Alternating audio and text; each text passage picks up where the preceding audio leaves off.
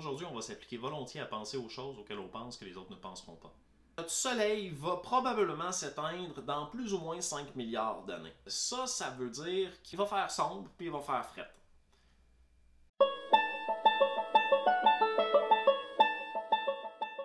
Aujourd'hui, on va essayer de répondre à des grandes questions existentielles en traversant différents faits qui composent notre quotidien et qu'on ne remarque pas nécessairement. Quel est le but de la vie? Le but de la vie, c'est de se reproduire. Essentiellement, c'est de survivre. La vie joue au jeu infini. Aujourd'hui, dans notre société, on joue souvent pour le jeu fini, c'est-à-dire être premier. Donc, une fois que je suis premier, j'ai atteint mon objectif. Alors que le jeu infini, on n'atteint pas notre objectif. L'objectif du jeu, c'est de continuer à jouer. Le but de la vie, c'est de continuer à jouer. Si on regarde dans quel environnement est-ce que la vie joue, on se rend compte que la vie joue dans l'univers. L'univers, on sait qu'il y a à peu près 14 milliards d'années. Il y a des scientifiques qui ont estimé que dans à peu près 8 milliards d'années, ça va commencer à devenir de plus en plus inhabitable. On va y aller avec des estimations parce que toutes ces choses-là, effectivement, il y a beaucoup de choses qui sont théoriques, qui sont estimées, qui sont calculées, mais tenons-nous-en à ce que les scientifiques nous disent, c'est que ça fait plus ou moins 14 milliards d'années que notre univers existe. La vie a pris place dans cet univers-là après un grand laps de temps. Parce qu'au début, c'était juste de l'énergie, de la matière qui revole dans tous les sens, qui fait toutes sortes de choses. Pendant près de 4 milliards d'années, l'univers a été en expansion, puis il y a des débris qui ont revolé partout, des galaxies qui se formaient, il y avait des collisions entre les astres. 4 milliards d'années plus tard, l'univers est beaucoup plus stable, les formations de galaxies sont beaucoup plus claires. Donc, on voit apparaître le système solaire tranquillement pas vite, et à travers tout ça, on voit la Terre se former. Donc on voit la vie apparaître sur Terre il y a environ 4 milliards d'années. Puis là, il y a plein de débats à savoir de où vient la vie, où la vie est apparue sur Terre. On ne le sait pas.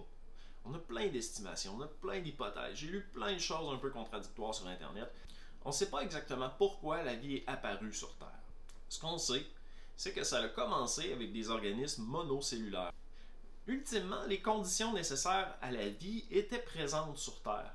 Il n'y a rien qui nous prouve qu'elles n'étaient pas présentes ailleurs ou qu'ils vont l'être plus tard, mais en ce moment, la seule place où on a vu que c'était possible dans l'univers d'avoir, dans l'univers qu'on est visible, d'avoir de la vie, c'est essentiellement sur Terre ici quand les conditions sont réunies. Donc déjà, il y a plusieurs choses qui sont intéressantes quand on regarde les conditions de la vie.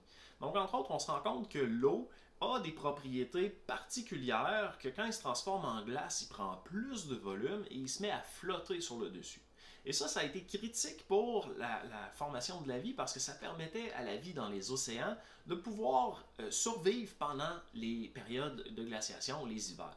La stratégie que la vie a utilisée, c'est d'avoir des organismes monocellulaires qui faisaient essentiellement produire notre couche d'ozone, une respiration à la fois. Ça a été ça pendant des millions d'années. Et ultimement, la combinaison de tous ces organismes-là qui respirent a permis de créer une couche d'ozone qui a permis éventuellement d'avoir d'autres sortes d'organismes un peu plus compliqués. Donc dans ces organismes-là, éventuellement, ils se sont mis à se transformer. Il y a une grande branche qui est devenue des végétaux, des arbres, il y a une autre branche qui est devenue des coraux, des poissons, des mammifères, il y a toutes sortes de choses qui se sont créées à travers la vie. Mais avant d'arriver là, la vie a fait plusieurs tentatives. Si on regarde ce que la vie a fait dans les 4 dernières milliards d'années, essentiellement sur Terre, c'est de se complexifier. Donc de partir d'une cellule, de se multiplier pour arriver à se reproduire, puis à survivre dans le temps. Puis essentiellement, l'objectif de la vie, c'est tout simplement de survivre dans le temps. Donc c'est-à-dire, quand il y a une extinction massive sur la Terre, il restera toujours des coquerelles pour porter la vie sur Terre. La vie va être moins nombreuse, mais la vie va rester. Donc, dans mon sens, chaque être vivant a la responsabilité de faire du mieux qu'il peut pour incarner le rôle qu'il a. Donc, je pense que le but de la vie, essentiellement, c'est juste de se reproduire puis de jouer au jeu infini, de permettre à la vie de résister à la survie de l'univers. Parce que si on se ramène à notre univers, L'univers devrait avoir des boosts d'énergie pendant peut-être une cinquantaine ou une centaine de milliards d'années, parce que l'univers est en continuelle expansion. Donc l'énergie va être tellement diffusée un petit peu partout qu'il n'y aura pas de concentration nécessaire pour faire par exemple un soleil qui réchauffe une planète qui permet à la vie de survivre. Donc ultimement, on peut voir que la vie est vouée à mourir dans l'univers qui va essentiellement à un moment donné s'éteindre dans plusieurs milliards d'années. L'objectif ultime que la vie peut faire, c'est de dépasser la durée de vie de l'univers et possiblement de survivre à travers autre chose que notre cerveau n'est pas nécessairement capable de comprendre parce que nous, on est une composante de tout ça. Puis c'est difficile d'analyser un outil de travail avec ce même outil de travail. C'est difficile de mesurer une règle avec la règle elle-même. C'est difficile pour notre cerveau de concevoir le monde dans lequel on est parce qu'on est ce monde-là. Donc, la vie prend des formes différentes. Et quand on regarde la composition de la vie, on se rend compte qu'on est composé de toutes sortes d'atomes qui sont toutes sortes de choses du tableau périodique qui sont vraiment intéressantes à analyser. Parce que le tableau périodique, essentiellement, c'est l'ensemble de toute la matière qui existe dans l'univers. Puis on se rend compte que notre corps est composé de toutes ces molécules, ces atomes-là, ces cellules-là, qui sont composées de toutes sortes de choses qui remontent jusque même aux étoiles qui explosent, qui forment la molécule de fer qui est au cœur de nos globules rouges. On est composé de 7 fois 10 à la 27 nombre d'atomes dans notre corps. Ça, c'est incroyable comment c'est gros comme chiffre. Et chacun de ces atomes-là vient de quelque part. En fait, chacun de ces atomes-là a la même source qui est théoriquement le Big Bang. Et dans le fond, à partir de là, les atomes se sont dispersés dans l'univers jusqu'à se reformer dans notre corps. Donc ces atomes-là ne se perdent pas quand notre corps meurt. Et ça, c'est important. Rien ne se perd, rien ne se crée, tout se transforme. Donc, ces atomes-là qui composent notre corps, essentiellement, vont éventuellement se dissiper, aller dans d'autres êtres vivants qui vont, eux, assimiler tout ça. Et tout ça va essentiellement tourner comme une roue. Donc, les atomes que j'ai dans mon corps vont se disperser, qui vont aller dans d'autres êtres vivants, qui vont peut-être éventuellement se disperser. Quand on a l'impression d'avoir des atomes crochus avec quelqu'un, c'est un peu ce processus-là. C'est-à-dire que réellement des atomes dans notre corps qui ont possiblement partagé un autre être vivant avec cette personne-là, on a peut-être déjà été une fleur dans le temps des dinosaures ensemble. Parce qu'essentiellement, les atomes de la fleur ont peut-être été mangés par le dinosaure qui a été mis en excréments, qui ont été mangés par des insectes, qui ont été mangés par des grenouilles, qui ont été... Puis pendant tout ce temps-là, et pour se retrouver aujourd'hui face à face avec quelqu'un, puis dire « Il me semble qu'on partage quelque chose, mais je suis pas capable de mettre le doigt sur ça. Sur c'est quoi exactement? » Puis des fois, ça peut être aussi banal que des réels atomes crochus. À savoir si la réincarnation, si la vie après la mort, c'est toutes des questions qui sont un peu difficiles à saisir parce que ça amène toutes sortes de questions religieuses, culturelles, éthiques, morales. J'essaie de m'en tenir aux faits et au rationnel. Le cerveau humain, dans le fond, c'est quoi? Le cerveau humain, c'est un capteur d'ondes. Il capte des ondes, il analyse, il fait des circuits électriques en différentes parties du cerveau pour pouvoir gérer notre corps. Puis le cerveau, dans le fond, il est aveugle. Le cerveau, il voit rien, il entend rien, il touche à rien. Le cerveau, il est comme tout seul. Le cerveau se fait alimenter par les sens, le toucher, le goûter, l'odorat, la vue, l'ouïe, etc., etc. Puis il y a toutes sortes d'autres sens. Comme par exemple le sens de la pression atmosphérique, quand on rentre quelque part, c'est lourd. Il y a des formes d'énergie que certaines personnes vont sentir, on tombe-tu dans l'ésotérique ou ci ou ça, je le sais pas. Mais la réalité, c'est que la vie est tellement complexe que je peux pas affirmer que quelqu'un ressent ou pas quelque chose. Si quelqu'un dit ressentir quelque chose, qui je suis moi pour dire qu'elle ne ressent pas? Et ça, c'est super important. Il y a des choses que notre cerveau peut ne pas comprendre, puis ça ne veut pas dire que c'est pas vrai. Donc maintenant, si on regarde le spectre des ondes, on se rend compte qu'il y a beaucoup d'ondes. Il y a beaucoup d'ondes et on se rend compte que le spectre que nous, réellement, on interagit avec est très faible. Parce qu'on voit simplement le spectre lumineux. Puis ça, essentiellement, le spectre lumineux, c'est ce qu'on voit, ce que nos yeux sont capables de capter et envoient à notre cerveau. Nos oreilles captent le son. Nos mains, notre corps vont capter les vibrations. Et tout ça, c'est des ondes. Tout est une onde. Donc, essentiellement, si tout est une onde et que tous nos sens sont faits pour capter différentes fréquences, différentes choses, bien, essentiellement, il y a peut-être des fréquences qu'on ne comprend pas, qu'on ne voit pas, qu'on n'imagine même pas. Quand on regarde les fréquences qui existent, on interagit avec très peu d'entre elles. Et pourtant, il en existe beaucoup. Et on sait qu'il y a des choses comme par exemple notre cerveau qui émet certains types d'ondes quand on dort ou quand on tombe en méditation. Il existe des choses comme ça qu'on n'est pas encore capable de tout à fait comprendre exactement c'est quoi. Plus la technologie avance, plus les recherches avancent, plus on comprend où est-ce que ça s'en va, mais c'est pas encore tout à fait clair comment tout ça fonctionne. Mais chose certaine, notre corps est une antenne. Une antenne qui capte certains types d'ondes, puis que clairement, il y en a qu'on n'est pas encore capable d'expliquer ou qu'on n'est pas capable de capter. Donc en réalité, notre cerveau, quand notre corps physique meurt, essentiellement, il arrête de recevoir des impulsions électriques qui permettent à la survie des molécules dans cette forme-là de se faire, puis on entre dans un mode de décomposition. Et le mode de décomposition, ça ne veut pas dire que j'ai cessé d'exister, ça veut dire que je prends une forme différente. Parce que ça veut dire que je vais me transformer en toutes sortes d'insectes, puis d'animaux, puis en terre, puis ça va se dissiper à travers toutes sortes d'autres organismes. Donc effectivement, j'ai plus la mémoire pour me rappeler de ma vie, etc. Mais c'est comme quand on se pose la question, qu'est-ce que c'était avant qu'on naisse? On ne le sait pas, on ne s'en rappelle pas. Qu'est-ce que ça va être après? On ne pourra pas s'inquiéter. Parce que notre cerveau ne sera pas là pour analyser les caractéristiques. Notre vie, la vie, parce qu'on fait partie de la vie. L'humain est l'outil ultime que la vie a créé pour survivre. La vie, à un moment donné, elle s'est dit, j'ai besoin d'aller dans une autre planète. Parce que dans plus ou moins 500 000 ans, la Terre va arriver un peu trop proche du Soleil, puis on va être en situation où il va faire trop chaud, puis que la vie va devenir difficile. Donc, dans plus ou moins 500 millions d'années, il va falloir quitter la Terre, sinon la vie va mourir. On ne parle pas de l'humain. Là, je ne parle pas de l'humain. La survie de l'humanité, ce n'est pas une question qui me préoccupe. La survie de la vie, c'est une question qui me préoccupe.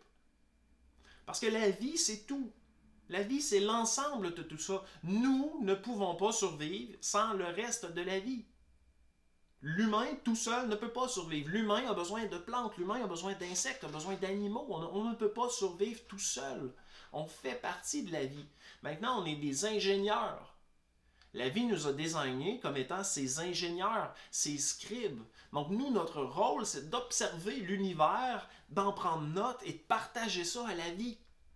Donc la vie, essentiellement, c'est une entité qu'on n'est pas capable vraiment de mettre le doigt dessus sur pourquoi elle est arrivé là, comment ça s'est passé, puis peu importe la forme que va prendre la vie n'est qu'une seule chose.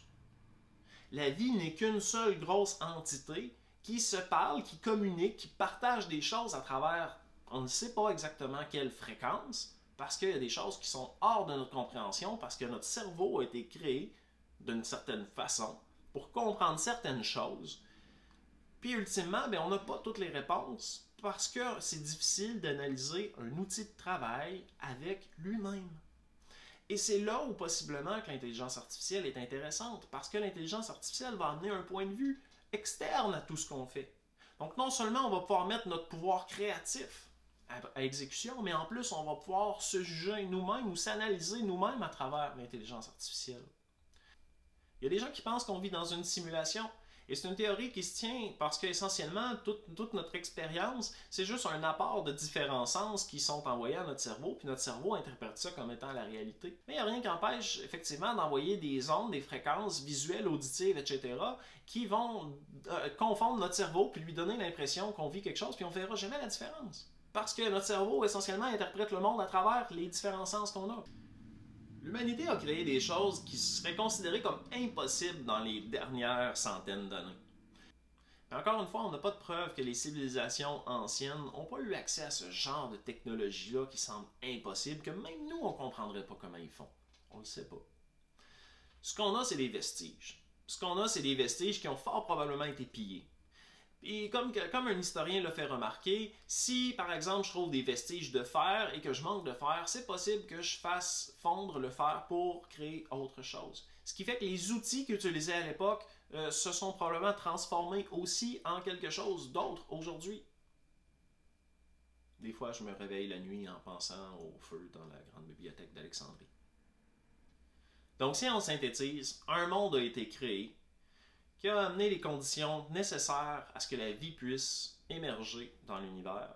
Et l'objectif de la vie, c'est de survivre à l'univers. Donc on imagine un monde où les humains traversent l'espace pour aller habiter sur d'autres planètes. Donc disons qu'on réussit à rendre Mars habitable. Dans à peu près 500 millions d'années, la Terre va devenir inhabitable. Mars va avancer vers le Soleil et va devenir une planète habitable, théoriquement, dans 1,5 milliard d'années. Donc 1 milliard d'années plus tard que la Terre devient inhabitable. Et c'est là où Elon Musk veut rendre la Mars habitable beaucoup plus rapidement, parce que pendant 1 milliard d'années, ça va être dur pour la vie de survivre, sauf à travers différents organismes comme les Targariens, mais essentiellement, sinon, ça va être de recommencer à zéro pour la vie. On voit aussi que notre Soleil va probablement s'éteindre dans plus ou moins 5 milliards d'années. Donc si notre Soleil s'éteint, ça veut dire qu'il va manquer de lumière, beaucoup, puis de chaleur. Il va faire sombre, puis il va faire fret. Donc, on a besoin de sortir de notre système solaire d'ici les 5 prochains milliards d'années. Puis quand je dis on, je parle de la vie.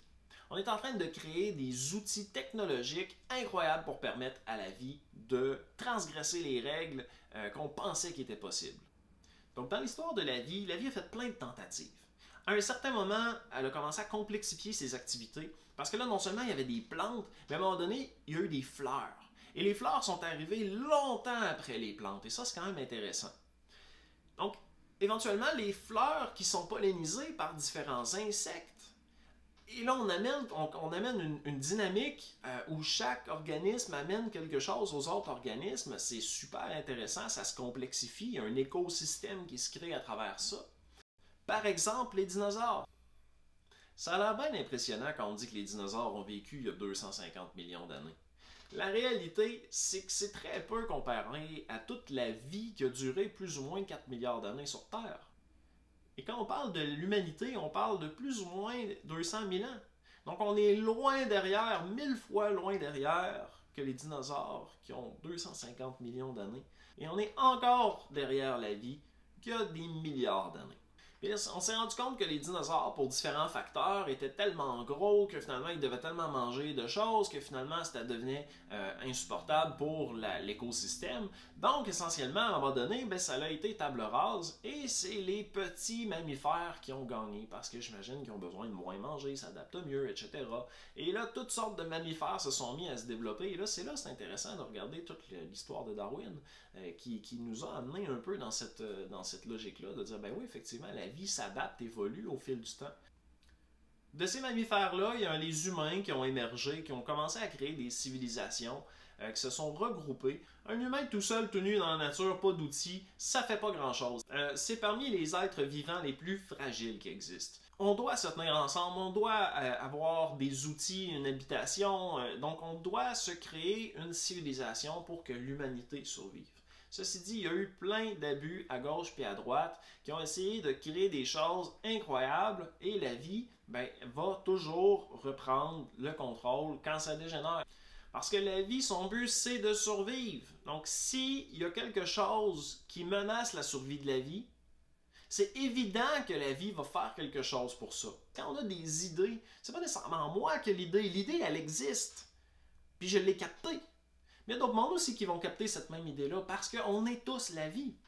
La vie décide de beaucoup de choses qui sortent complètement de mon contrôle. Oui, j'ai un cercle d'action, ce qui dépend de moi. Il y a des choses que j'ai aucun contrôle dessus, puis ça ne sert à rien pour moi d'essayer de mettre de l'énergie sur les choses qui ne dépendent pas de moi. Et le cours de la vie, de l'évolution, de l'histoire, de l'univers, c'est pas quelque chose sur lequel j'ai un contrôle. Sur quoi j'ai un contrôle? Sur mes actions, sur ce que je fais, sur ce que je dis. À partir de là, une fois que j'ai pris conscience des limites de ma liberté, c'est là où je suis enfin libre. Parce que maintenant que je connais ces limites-là, et que je n'essaie pas de transgresser ces limites-là, Mais je me dis, si mon objectif, c'est de faire que la vie va procréer, moi, qu'est-ce que je peux apporter à tout ça? Ben, je suis capable d'aider les gens à réaliser leurs rêves. Ça fait partie des choses que moi, j'aime faire. Ben, c'est ça mon rôle. C'est d'être ici, puis de vous partager de la connaissance que j'accumule, que j'arrête de poser des questions, puis que je le fasse. Donc quand j'entends cette question-là, à savoir c'est quoi le but de la vie, ben, pour moi, c'est évident. C'est juste que les gens ont la conception de c'est quoi le but de ma vie. Et là, c'est toute une différence dans la question. Mais la question, c'est quoi le but de la vie? La vie, son objectif, c'est de se reproduire, c'est de survivre, c'est de rester en jeu, puis c'est de survivre à l'univers.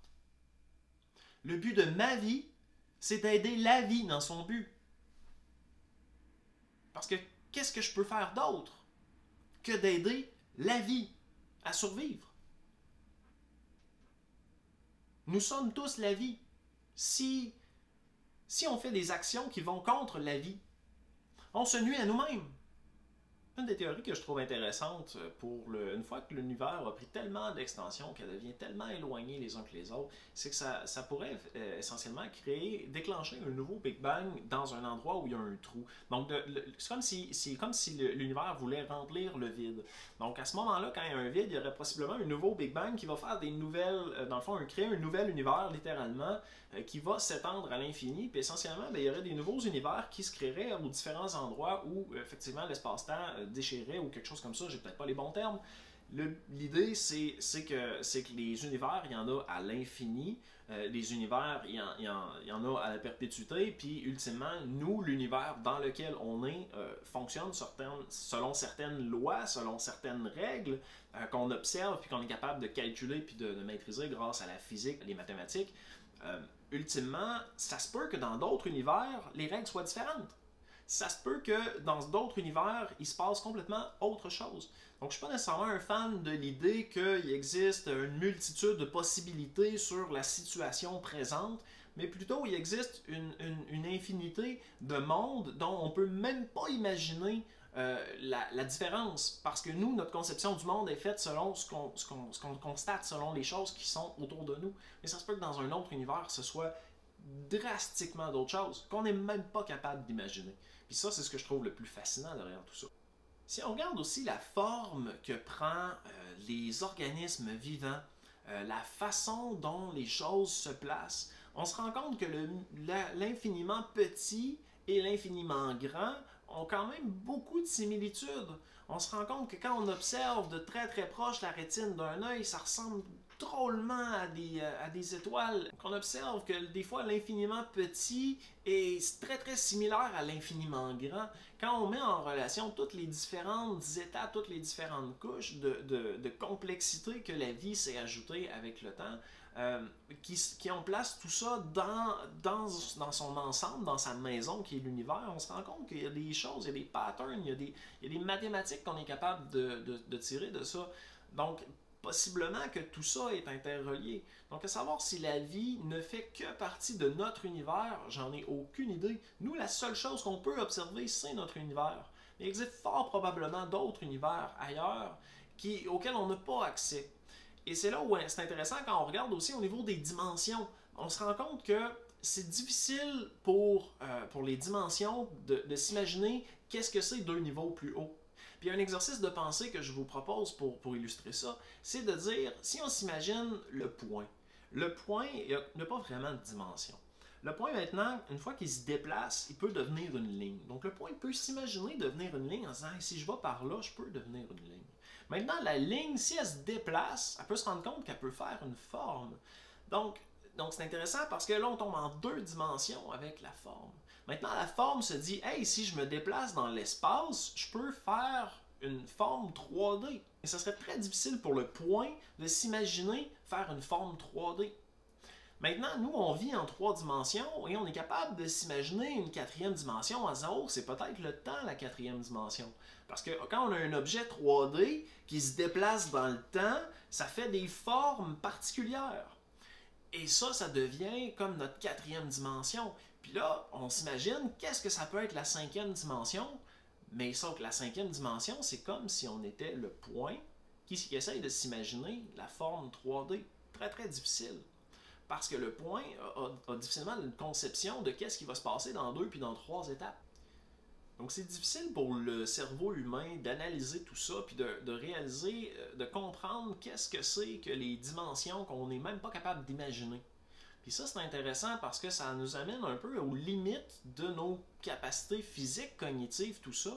Mais encore une fois, l'humanité a fait un bond de géant dans les dernières centaines d'années pour créer des technologies qui viennent pallier à toutes sortes de choses, qui viennent nous aider, nous outiller pour répondre à des questions plus rapidement que jamais auparavant. Et ça ne peut que s'accélérer. On est encore au début de tout ça. Mais essentiellement, on est en train de créer une version de l'humanité qui est beaucoup plus technologique, qui va se servir de la technologie à son plein potentiel. Et il faut faire attention, parce que l'humanité n'est pas la vie. L'humanité est une composante de la vie. L'humanité ne peut pas survivre sans les autres éléments qui composent la vie. Puis la vie est composée d'insectes, d'animaux, de poissons, de coraux, de plantes, d'arbres, d'oiseaux. Il y a toutes sortes de choses. Notre corps est composé d'énormément de bactéries. On a besoin d'un certain niveau de bactéries, mais on a besoin plus de bonnes bactéries, parce qu'il y a des bactéries qui sont moins bonnes pour nous. Est-ce que ces bactéries-là ne devraient pas exister? Non, ils ont leur rôle à jouer. Ils ont leur rôle à jouer, mais on a besoin des bonnes bactéries. Donc, c'est pour ça qu'on va favoriser d'avoir les bonnes bactéries. Mais on a besoin de bactéries sur la Terre. C'est le genre de choses qu'on oublie. On a besoin des araignées parce qu'ils font partie de l'écosystème, ils font partie de la loupe. Donc, c'est pas parce qu'on a peur des araignées qu'on doit la tuer. C'est pas parce qu'on aime une fleur qu'on doit l'arracher. Si on aime la fleur, on ne l'arrachera pas. Si on aime la fleur, on va la laisser vivre. Parce qu'on veut qu'elle se reproduise, parce qu'on veut qu'elle fasse des graines, on veut qu'elle se multiplie, si on l'aime. Si on aime une plante, on doit lui permettre de se développer. C'est un fardeau intéressant que l'humanité porte à modeler son environnement. Il n'y a pas beaucoup d'animaux comme ça, comme nous, qui modèlent leur environnement aussi bien. On peut penser aux castors, ce genre d'animaux-là. Mais essentiellement, l'humain est assez unique dans la création d'outils, dans la modification de son environnement pour adapter l'environnement à lui plutôt que de s'adapter à l'environnement. D'un certain sens, on fait un contre-courant à l'évolution. Qui essentiellement est de s'adapter au climat. Donc nous, au lieu de s'adapter au climat, on va s'enfermer en dedans, on va mettre du chauffage, puis on va continuer à vivre au chaud, mais en dedans pendant qu'il fait froid dehors. Donc on devient de plus en plus déconnecté aussi de notre environnement extérieur. Et ça, c'est quand même intéressant comme constat. C'est sûr qu'il faut se connecter avec la vie. Il faut connecter avec d'autres formes de vie. C'est pour ça que les animaux, les plantes, le marché en nature, je trouve ça triste de voir des gens qui payent si cher une maison où il n'y a pas d'arbres, où il n'y a pas de forêt, où il n'y a pas de nature, où il n'y a pas d'animaux. En fait, dès qu'il y a des animaux, ben, on veut tout faire pour les attraper. Hein? Pas de moufettes, pas de ratons laveurs, pas de coyotes. Puis ça, c'est ce qu'on a au Québec. Mais on ne veut pas de ces animaux-là alors qu'ils font partie de l'équation. C'est de trouver une façon d'intégrer la vie dans l'équation, dans notre équation économique, politique, sociale. On ne peut pas exclure la vie de cette équation-là. On devrait prendre en considération dans les états financiers des entreprises l'impact sur la vie. Je n'ai pas parlé de l'impact sur la planète, je n'ai pas parlé de l'impact sur l'humanité, je n'ai pas parlé de l'impact sur les individus, mais l'impact sur la vie. Parce que la vie, c'est la seule chose qui nous rattache. C'est la seule chose qui fait qu'on est tous pareils. C'est qu'on est tous rattachés par la vie. Puis tant mieux si on est tous rattachés par le fait d'être humain. Mais on est tous rattachés à tout le reste de la vie, à toutes les autres formes de vie. C'est intéressant l'histoire de la Terre. Je vous encourage à écouter le documentaire qui présente la formation de la Terre, donc les mouvements des plaques tectoniques, la magma, la formation de la couche d'ozone, les conditions de vie nécessaires à la vie, les océans. Donc il y a toutes sortes de choses qui ont bougé sur la Terre. C'est vraiment fascinant pour arriver au point où on en est aujourd'hui. Et tout ça provient d'un processus qui a pris des milliards d'années à mettre en place. Et on est là comme scribe de la vie. Et l'humanité est un ingénieur pour permettre à la vie de survivre et de dépasser l'espérance de vie de l'univers. On pourrait même en conclure que l'univers lui-même est vivant. Et c'est là où on embarque dans les autres dimensions Parce que peut-être que l'univers, c'est une molécule ou un atome qui compose quelque chose d'immensément ou infiniment plus grand. Peut-être que ce qu'on considère comme l'infini, ça a une fin, mais qui est juste beaucoup trop loin pour qu'on puisse même l'imaginer. Mais que ça soit une cellule d'autre chose. Puis nous, on est juste un acteur de cette cellule-là, à une échelle temporelle microscopique. Donc c'est possible que notre univers soit juste un atome, une cellule, une molécule, un quelque chose qui compose quelque chose d'immensément plus grand sur la même dynamique qu'on est capable d'observer à travers les éléments du plus petit au plus grand. Comme quand on regarde quelque chose au microscope et qu'on voit toute la complexité de l'interaction des différents organismes qu'on peut analyser à travers ça, on n'a même pas idée, on n'a même pas conscience que ça existe. Comme quand on touche un meuble, on se dit « Oh, ce meuble-là, il est dur », mais la réalité, c'est qu'il y a beaucoup de vide dans le meuble. Il y a du vide entre les molécules, puis c'est les molécules qui se tiennent entre elles, mais il y a du vide entre ces molécules-là. Et ça, c'est particulier de s'imaginer qu'il y a beaucoup de vide dans un objet solide. Parce que c'est contre-intuitif. Ça fait partie des choses que notre cerveau a de la difficulté à analyser, a de la difficulté à comprendre. Quand on imagine l'expérience où on envoie un faisceau de lumière à travers une fente qui elle-même est divisée en plusieurs fentes, on se demande est-ce que la lumière agit comme une onde ou une particule? Et c'est super intéressant de voir le mouvement que la lumière va faire. Parce qu'essentiellement, ça dépend de la façon dont on le regarde. Donc, si on le regarde ou pas, il va se comporter différemment. Un peu bizarre. C'est comme s'il était les deux états à la fois, puis qu'il décidait à la dernière minute lequel des deux il devenait.